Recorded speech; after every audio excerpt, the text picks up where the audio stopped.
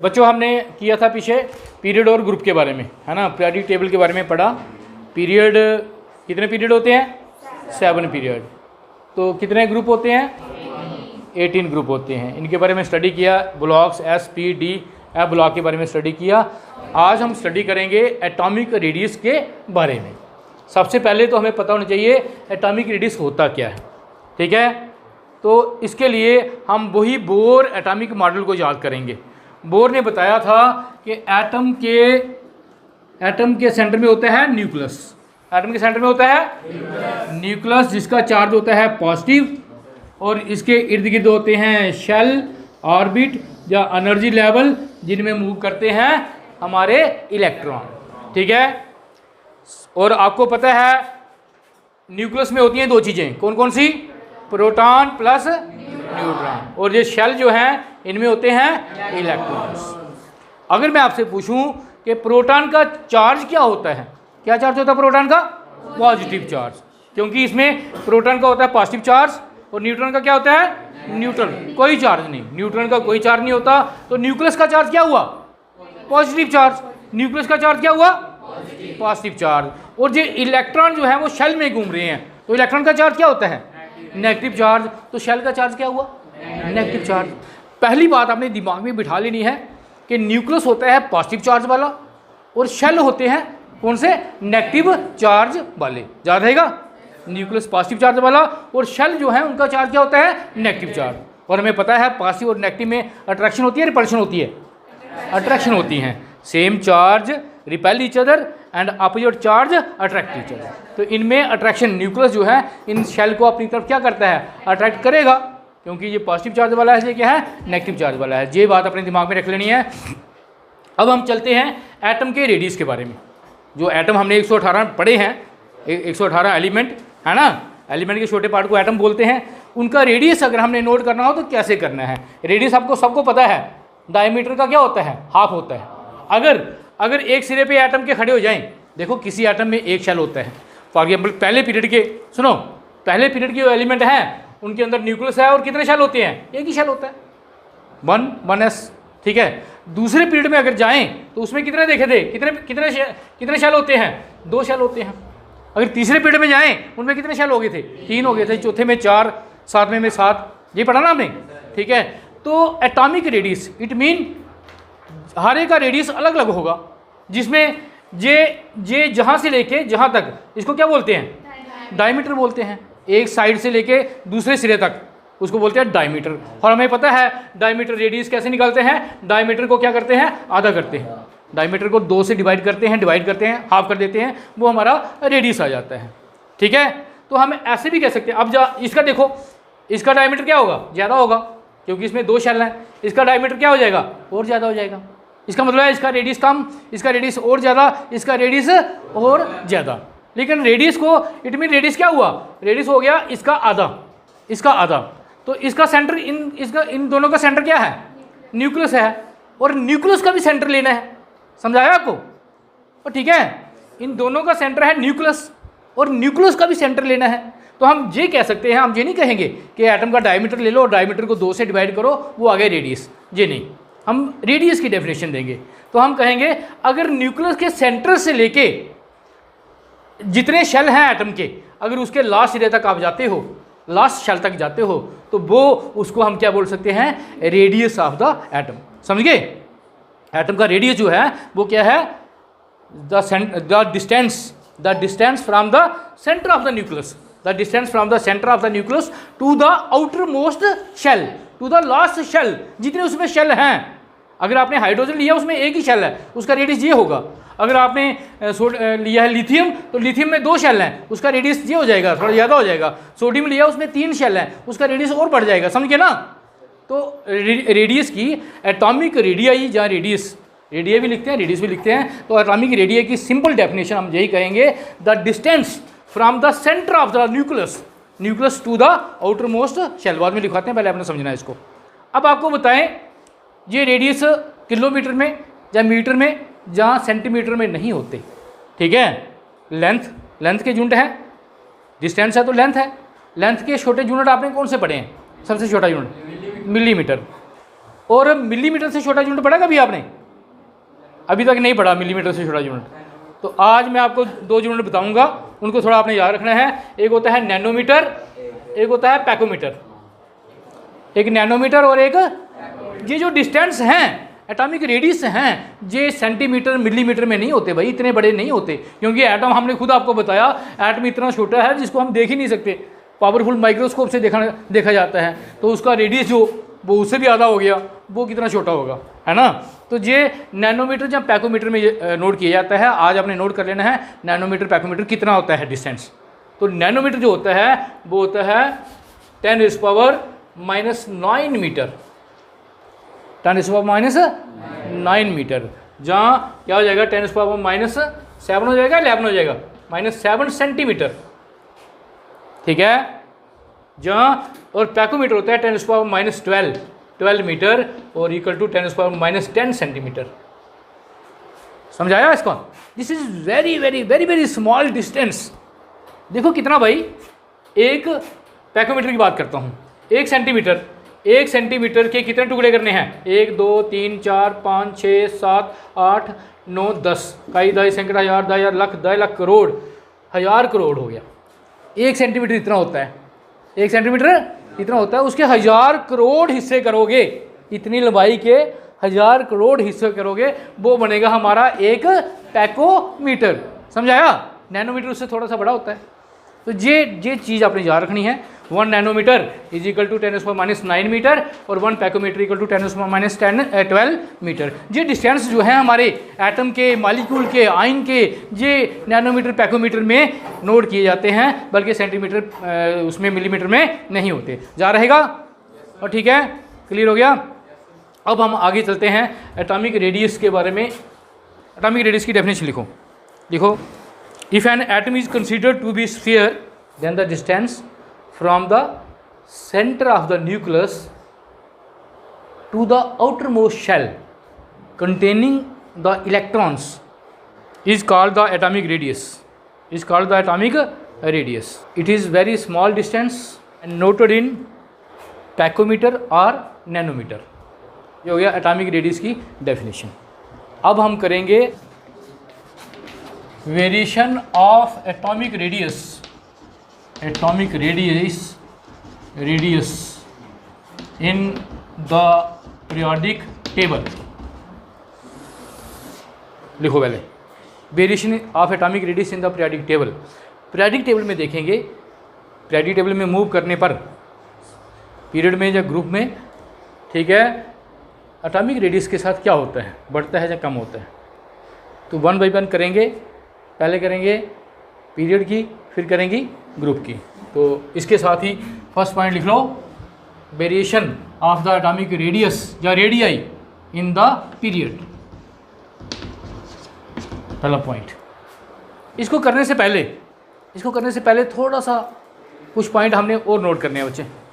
Factor affecting the atomic radius, ये करो पहले। Factor affecting the atomic radius,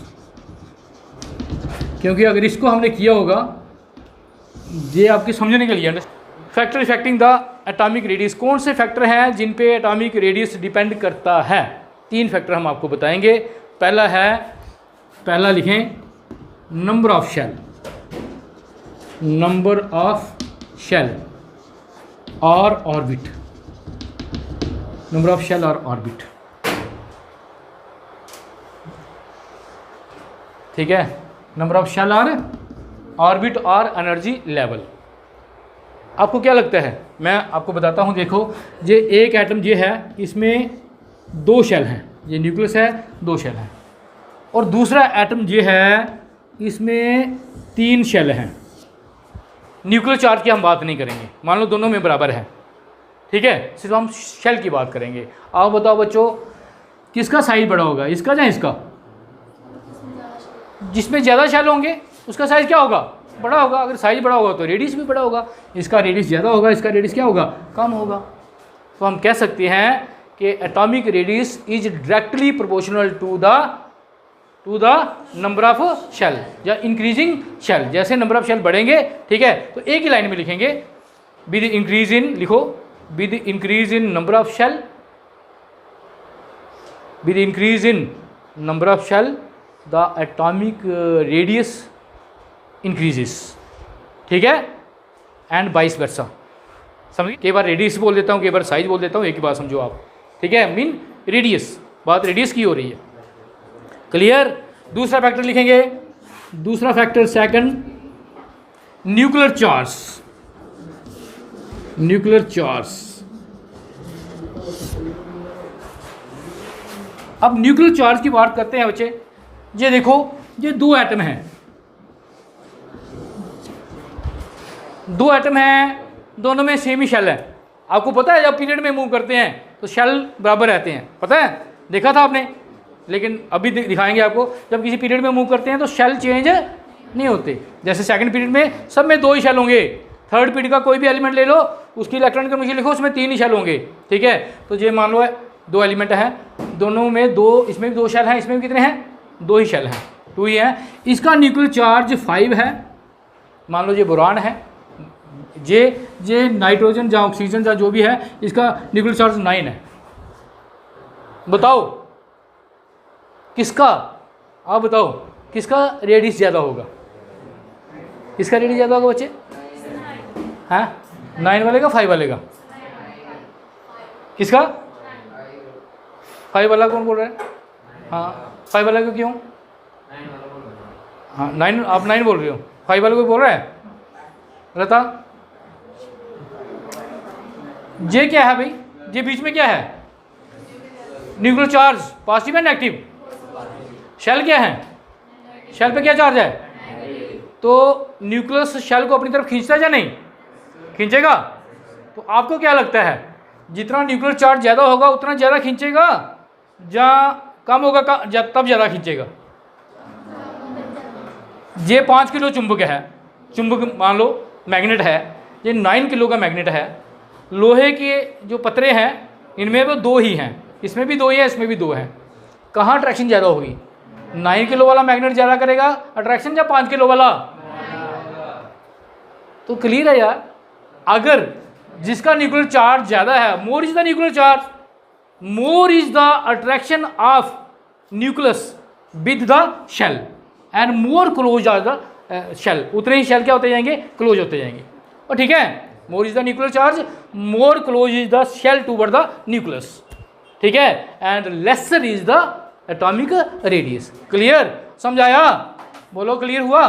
तो हमने एक ही लाइन लिखनी है, with increase in nuclear charge, inversely proportional हो गया, with increase in nuclear charge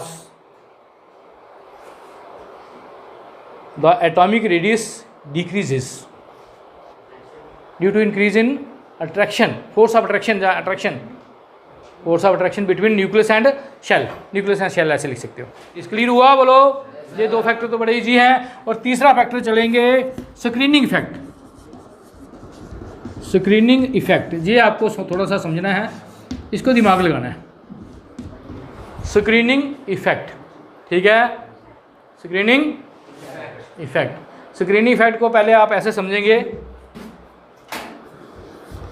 ये देखो, ये बल्ब है, इसकी रोशनी आ रही है, इधर आ रही है।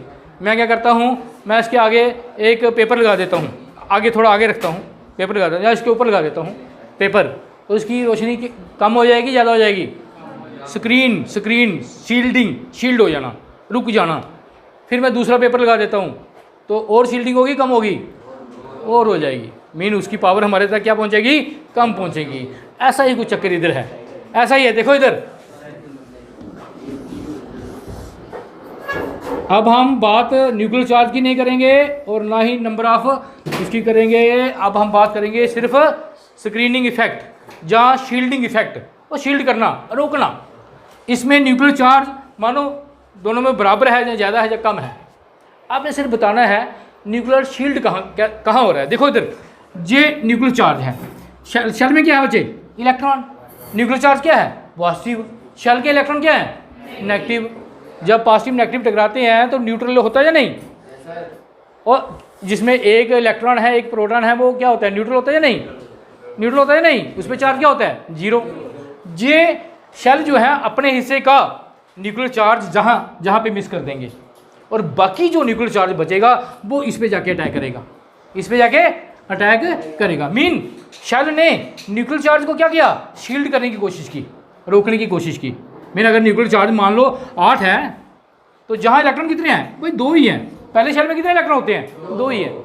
तो ये 2 ही इलेक्ट्रॉन इस अपने हिस्से का न्यूक्लियर चार्ज जहाँ रोकेंगे, ठीक है, बाकी जो न्यूक्लियर चार्ज बचेगा वो इस पे अटैक करेगा। समझ आया, शील्ड किया। लेकिन इधर देखें शील्डिंग इफेक्ट, अब इधर 3 शेल हैं, अब पहला शेल भी रोकने की कोशिश करेगा, दूसरा भी न्यूक्लियर चार्ज को रोकने करेगा, बाकी जो बचेगा वो तीसरे वाले शेल पे जाके अटैक करेगा। तो है शील्डिंग इफेक्ट कहाँ ज़्यादा हुआ, इस पे ज़्यादा हुआ, इसमें न्यूक्लियर चार्ज को कहाँ ज़्यादा रोका गया, दूसरे वाले में। मीन जितने जितने शेल बढ़ते जाएंगे न्यूक्लियर शील्डिंग इफेक्ट भी क्या होगा, बढ़ता जाएगा। ठीक है, हालांकि दोनों को कंबाइन इफेक्ट बाद में देखा जाता है, लेकिन आपने सिर्फ बात करनी है, इसका मतलब है शील्ड इफेक्ट जितना ज़्यादा होगा बच्चों, शील्ड इफेक्ट जितना ज़्यादा होगा, ठीक है, तो मीन जितनी शील्डिंग ज़्यादा होगी, जिसमें जितनी शील्डिंग ज़्यादा होगी वो शेल उतना ही न्यूक्लियस से क्या होगा, दूर होगा, और लेस अट्रैक्शन होगी।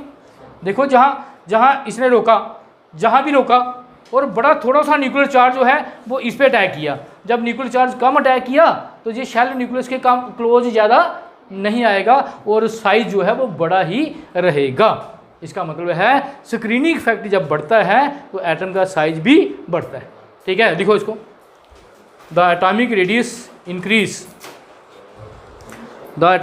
Increase with increase in screening effect. ज़्यादा नहीं तो आपने इतनी बातें याद रख लेनी है। देखो न्यूक्लियर चार्ज जो है वो इन्वर्सली प्रोपोर्शनल है, न्यूक्लियर चार्ज बढ़ेगा तो एटम का साइज क्या होगा, छोटा, साइज मीन रेडियस, समझ गए ना। और न्यूक्लियर चार्ज बढ़ेगा तो एटम का साइज क्या होगा, छोटा। शेल बढ़ेंगे तो एटम का साइज क्या होगा, बड़ा। और शील्ड इफेक्ट बढ़ेगा तभी एटम का साइज क्या होगा, बड़ा। क्लियर, ये बातें अगर दिमाग में हैं तो फिर हम वेरिएशन करेंगे अब पीरियड में। किसमें करेंगे, पीरियड में। अब हम जाएंगे पीरियड में, फिर देखेंगे क्या होता है। किसी एक पीरियड की एग्जांपल ले लेंगे, सेकंड पीरियड के एलिमेंट लिखवा, उधर देख ले बेशक प्रायोरिटी टेबल पे, और बोल सिंपल Li। दूसरा कौन सा है, बेरिलियम। तीसरा बोरान, आगे carbon, nitrogen, oxygen, chlorine, neon. जैसे एक पीरियड में होगा वैसे सभी में होना है। ठीक है, बैठो नीचे, चल पे आगे। दूसरा ये हो गया एलिमेंट। अब इनका बताना है एटॉमिक नंबर या न्यूक्लियर चार्ज बता देना आपने। एटॉमिक नंबर आपको पता है, जितना एटॉमिक नंबर होता है उतना ही न्यूक्लियर चार्ज होता है, क्योंकि न्यूक्लियस पे क्या चार्ज होता है, प्रोटॉन के कारण। और प्रोटॉन के कारण होता है ना। एटॉमिक नंबर क्या होता है, नंबर ऑफ प्रोटॉन। ठीक है, तो इसका मतलब आप बता रहे हो एटॉमिक नंबर या न्यूक्लियर चार्ज। ठीक है, एक ही बात है, लेकिन इसको एटॉमिक नंबर को हम न्यूट्रल में लिखते हैं, इसको पॉजिटिव में लिखेंगे। बोलो कितना एटॉमिक नंबर है इसका, लिथियम का? लिथियम का एटॉमिक नंबर 3 है। इसका कितना है, वो सीरियल में है यार, 4। इसका कितना है, 5। इसका कितना है, 6, 7, 8, 9, 10। ठीक है, अगर न्यूक्लियर चार्ज की बात करूं तो मैं कहूँगा इसका जो न्यूक्लियस है बच्चे, उसका चार्ज कितना है, +3। इसका कितना है, +4, +5, +6। दोनों ठीक है, बैठ जाओ। तू सुना भाई। इलेक्ट्रॉनिक कन्फिगरेशन या नंबर ऑफ शेल,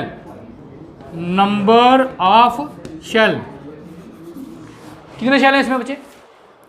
पहले इलेक्ट्रॉनिक कन्फिगरेशन लिखी इसकी।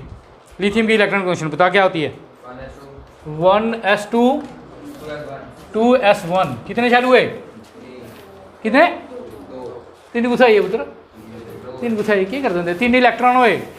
शेल कितने हैं, ए पहला शेल, दूसरा शेल, कितने हुए, 2। इसकी लिखो लिथियम बेरिलियम की। आप बताओ बेरिलियम की क्या हो जाएगी, 1s2 2s2। कितने शेल हुए, 2 ही हुए। आप बताओ इसकी होए, आगे खड़े हो जाओ। इसकी बोरान की क्या हो जाएगा, 1s2 2s2 2p1। कितने शेल हुए, 2 हुए, 3 हुए। और सब शेल 3 हुए बच्चे, एक Sj एक जे। शेल तो 2 ही हैं। और शेल का नंबर कहाँ होता है भाई, ये होता है ना, n का नंबर जे है। 2 ही शेल हैं। दूसरे में आता है 2s और 2p, 2p खत्म होगा फिर होगा 3 वाला शुरू। तो इसमें 2 हैं, इसमें कितने हैं बच्चे? इसका 2p क्या हो जाएगा 2, इसमें भी 2 हैं, इसमें भी 2 हैं, इसमें भी 2 हैं और इसमें भी 2 हैं। बोलो क्लियर हुआ? सब में 2-2 ही शेल हैं, ठीक है, सब में 2-2 शेल हैं। क्लियर? अगर साइज बनाना आपने, अगर इसको अंडरस्टैंड और करना है, साइज बनाते हैं। इसका साइज अब बनाएंगे हम ऐसे, ये देखो बच्चे कितने शेल हैं, इसमें कितने शेल हैं 2, ठीक है। आप खड़े हो जाओ, इसमें भी 2 शेल हैं, इसमें भी 2 शेल हैं, इसमें भी 2 शेल हैं और इसमें भी कितने शेल हैं बच्चे? 2 ही शेल हैं। ज़्यादा बनाने की जरूरत नहीं है, मैं ये आपको अंडरस्टैंडिंग के लिए है। इसका न्यूक्लियर चार्ज कितना है भाई? इसके न्यूक्लियस में कितना चार्ज है? इसके न्यूक्लियस में कितने किलो चुंबक है? कितने किलो चुंबक है? 3, ठीक है। शेल सब में बराबर हैं। इसमें 3 किलो चुंबक है, इसमें कितने किलो चुंबक है? 4। इसमें कितने किलो मैग्नेट है? 5। ऐसे मैग्नेट बढ़ते जा रहा है, इसमें 6 हो जाएगा, इसमें 7 हो जाएगा। आपको क्या लगता है? शेल का कोई इफेक्ट नहीं है, शेल बराबर ही है। न्यूक्लियर चार्ज बढ़ रहा है, चुंबक बढ़ रही है, किसका साइज छोटा होता जाएगा या किसका बड़ा होगा? इन दोनों का कंपेयर करो, किसका बड़ा किसका छोटा? बोल बोल बोल। 3 का छोटा और 4 का बड़ा। आप बताओ। खोदा पहाड़ निकला चूहा क्या? तो हम क्या देख रहे हैं बच्चे? हम देख रहे हैं कि जब हम पीरियड में मूव करते हैं, जब हम पीरियड में मूव करते हैं, खड़े हो जाओ बच्चे, जब हम पीरियड में मूव करते हैं तो क्या देख रहे हैं? हर स्टेप पे न्यूक्लियर चार्ज बढ़ता जा रहा है, लेकिन नंबर ऑफ शेल जो हैं वो क्या रह रहे हैं? वो सब में सेम है। शेल 2 ही है सब में, लेकिन न्यूक्लियर चार्ज हर स्टेप पे बढ़ रहा है, ठीक है। अगर न्यूक्लियर चार्ज भी बराबर होता, शेल भी बराबर होता, तब तो सबका साइज क्या होना था? सेम होना था, तब तक रेडियस सबका सेम होना था। लेकिन न्यूक्लियर चार्ज, अभी हमने पीछे पढ़ा, न्यूक्लियर चार्ज बढ़ने से क्या होता है? शेल जो हैं वो न्यूक्लियस के ज़्यादा क्लोज होना शुरू हो जाते हैं और साइज जो है वो छोटा होना शुरू हो जाता है। अगर साइज छोटा हो गया तो रेडियस भी क्या हो गया? छोटा हो गया। सुनो बच्चे, इधर क्या है? 3 न्यूक्लियर चार्ज है, 3 न्यूक्लियर चार्ज है। इधर न्यूक्लियर चार्ज क्या हो गया? 4 हो गया। 4 किलो चुंबक आ गई, ठीक है। और इसने जो इस पहले शेल को भी खींचा और दूसरे शेल को थोड़ा सा क्लोज कर दिया। जब इधर गए, जहाँ कितने किलो चुंबक आ गई? 5 किलो आ गई। जहाँ शेल थोड़ा और क्लोज हो गए, इट मीन जैसे इधर जाएंगे और क्लोज हो जाएगा, और क्लोज हो जाएगा। समझाया आपको? यही तो हम सिखा रहे हैं आपको कि जैसे हम पीरियड में मूव करते हैं, एटॉमिक रेडियस क्या होता है? बोलो, डिक्रीज होता है। डिक्रीज होता है, क्या होता है? क्यों डिक्रीज होता है? Due to increase in nuclear charge but shell remain the same. बस यही लाइन है एक, due to increase in nuclear charge but shell remain the same. बच्चे आप इसको पढ़ के बताओ कितना कितना न्यूक्लियर चार्ज लिखा है उसने। ये देखिए, 152 इसका है 152 पैकोमीटर। इसका कितना है? 111। हाँ, इसका कितना है? 88। इसका कितना है? 77। क्या हो रहा है? वो बढ़ रहा है, कम हो रहा है? पैकोमीटर। इसका कितना है? 75। इसका कितना है? 74। इसका कितना है? 72। इसका कितना है? 116 या 60? 160। अरे ये क्या हुआ लास्ट में? वो तो बताते हैं, लेकिन ये समझाया आपको? बोलो समझाया जी? ये समझा गया? क्लियर हो गया? ठीक है। आप देख रहे हैं कहीं डिग्री ज़्यादा है, कहीं कम है, वो हम दिखाएंगे आपको। आयनाइजेशन एनर्जी में बातें करेंगे। तो ये हमने देखा हर स्टेप पे डिक्रीज हो रहा है, लेकिन लास्ट में क्या हो गया? इंक्रीज हो गया। इसकी बात हम बाद में करते हैं, पहले इसको आप थोड़ा 2 लाइनें लिख लो, ठीक है? लिखो।